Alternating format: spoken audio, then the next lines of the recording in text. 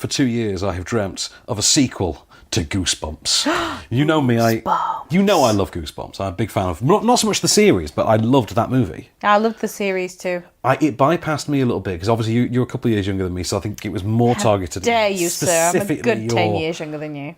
A decade, clearly. But I think it was more aimed specifically at your age bracket, so it bypassed me ever so slightly. It's like that Are You Afraid of the Dark? Same kind of thing. And obviously it came back. This horror novel series sort of came back to franchise form 2 years ago in the form of this Jack Black-led movie that basically turned it all into a great big meta text. So Goosebumps was a work of fiction, but we were just going to go Jumanji with it. Exactly. Which was brilliant. And I remember when it came out and I said, this is brilliant. This is this generation's Jumanji. How little did I know that less than a year later, I would be sat in the same screening room. Watching Jumanji. watching Jumanji. Welcome to the Jungle, which should have been its title. Starring the lead from Goosebumps. That generation's Jumanji. Imagine my surprise then again when we get a sequel to Goosebumps. Goosebumps 2, Haunted Halloween, starring the younger human iteration of Jack Black from Jumanji, Welcome to the Jungle. Oh, really? Yes. And because they've not really kept much of a secret about Jack Black returning, that means both Bethanys are in this. Two Bethanys. Two Bethanys for your buck, yo. So two Black, two Bethany. That's what it is. Two Black, two Bethany. So what's the story? Right, so the premise this time is this takes place in a small town in which R.L. Stein comes from. R.L. Stein spent his first 15 years in this small town. Happened to be when Nikola Tesla had, decades earlier, gone and formed a giant machine, some revolutionary machine as part of his current war which is going to be a whole other movie starring Michael Shannon and Benedict Cumberbatch. And this thing never got switched on, and it sits there like a giant radio antenna over the town. Right. And in this town, you find two bored teens, sort of tweens, kind of like 13, 14 kind of age. One of them is the chubby young John Ritter from It, from the remake of It, Jeremy Ray Taylor, and the other kid is Khalil Harris, who was in something I remember and I've forgotten now. They are trying to make ends meet in that sort of family movie style. They're trying to make a name for themselves, clearing junk from houses. Aww. As you do when you're 13, 14. Yeah, little do they know. Leaves, exactly. Washing cars. Exactly. Not in that fun Liv Tyler way, One Night McCall's way. But anyway, so that went a bit. It's Always Sunny then. But so one day they get a house to clear, and it happens to be the former home of Mr. R.L. Stein, his childhood home, where they find a hidden door, and behind a hidden door they find a hidden book, and in this hidden book they find a never before seen manuscript for a never released Goosebumps tale called Haunted Halloween. And by accidentally opening it, as the first movie taught us, bad things will come out. Only this bad thing is Slappy, the killer ventriloquist dummy from the first movie, who happens to sound an awful lot like R.L. Stein, I think we're led to believe, who this time around seems to have learnt the error of his ways, and now just wants to be part of a family. His adopted family, with the kids who have discovered him, and he wants to make their lives better. And when they react badly, Slappy reacts badly. And when Slappy reacts badly, he goes and brings inanimate objects to life. And this movie's taking place on Halloween, and here is Ken Jeong inflating a giant inflatable spider around his house. Halloween with pumpkins and mice. Halloween, it's so nice. Halloween faster, with faster. Pumpkins and mice. Hey, Kathy. Hey, kids. Mr. Chu, wow, you've practically got a theme park here. Check this out.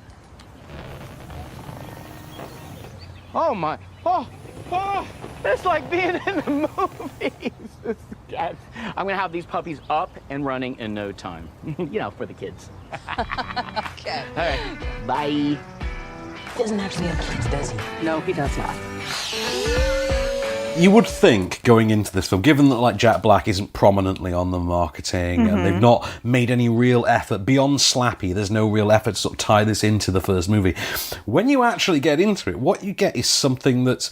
It's not quite the surprisingly intricate sequel that something like Final Destination 2 turned out to be, because that looked like a movie that had nothing to do with the first one, and then it turned out, actually, it had everything to do with it. And that was kind of the weird success story of that series, that they would found a sort of sneaky way to do that.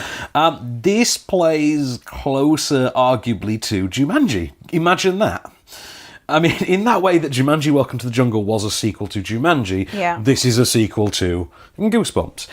And as such, obviously Jack Black is not your main character. You're not going to get my boy Dylan Minnette turning up in here. Shame. No Odeya Rush. No Gillian Bell. Yeah, well, None I'm grateful for that. You don't like Gillian Bell? You know how I feel. I know. Okay, so this is I went into it thinking this has all the makings of a really slapdash, put-together sequel. This is Diary of a Wimpy Kid, the long haul, 74. or whatever it is, yeah. I came out pleasantly surprised. I thought it was actually a lot more fun and a lot more intricately laid out to tie in with that first movie. The events of that first movie, for instance, are referenced. And, of course, Jack Black is in it, so there has to be a reason that he's in it, and the reason is actually kind of fun.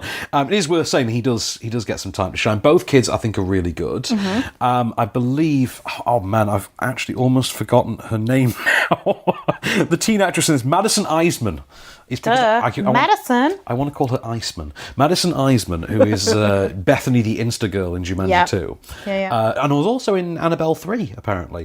I learned she's going to be in the next Annabelle movie, which is, we've got film news about that as well, by the way. Sweet, we'll get to that. Yeah. I think she makes for a pretty likeable lead. There's a bit more depth to, obviously, for less comedic reasons than Jumanji, because she was more of a foil in that, whereas now she's more of a hero. And, Slappy is just a fun character. In that way, though, that first movie had what I keep referring to as the Goosebumps formula, which Fantastic Beasts ripped off. The idea of just set things loose and go and catch them. Yeah. This plays almost more like Child's Play for kids. Ooh. So imagine Chucky in a family-friendly movie. I would like to see that. Yeah, that's kind of what you get at times with this. And by the time it does all come together, what it does go for then is something more like Hocus Pocus. Okay. And I'm cool with that. I'm on board with that. I actually think they should keep this Goosebumps thing going, release a Goosebumps movie every 3 years, and in the meanwhile, just give us little Conjuring spin-off style movies about all the other Goosebumps characters, because seriously, this is the family-friendly Conjuring universe. Nice. And I am so down with that. Jack Black's fun. I love Slappy to death. It seems like this apparently works if you swap out the entire cast otherwise, in which case I'm great, because this has got say Ken Jeong's in it, Wendy McClendon Covey, whose name I can never get right, is in this pretty good sort of stock character as a sort of foiled mum, and last but not least, Chris Parnell, Dr. Spaceman from 30 Rock, and Jerry from Rick and Morty. Nice.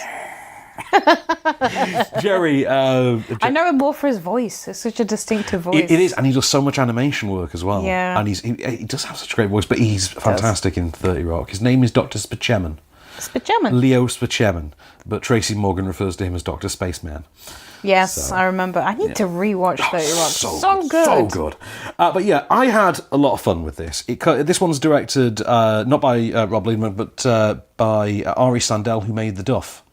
Sweet. Yeah, and then followed up with the really awful When We First Met, or whatever it was, with Adam Devine and the Netflix. Dario. Yeah. Yeah, let's pretend that one didn't happen. Let's not. But The Duff happened. The Duff was awesome. The Duff was amazing. And this is awesome too. And it has something. It's a bit more Scooby-Doo-ish than the first one was. In fact, that was the sequel I was expecting when I went into this. Scooby-Doo 2: Monsters Unleashed, which sucked. It really did. This did not suck. This was awesome. I had a hell of a time with it. I laughed. I sat there on a Saturday morning on my own in a multiplex, laughing myself senseless through this. There is a sequel to my favourite gag from the first movie. I'm not going to tell you anything about it, but you better not. My very favourite gag from that first movie, which I think I actually mentioned the gag in the original Goosebumps review, but that gag gets a sequel, and I've never been happier.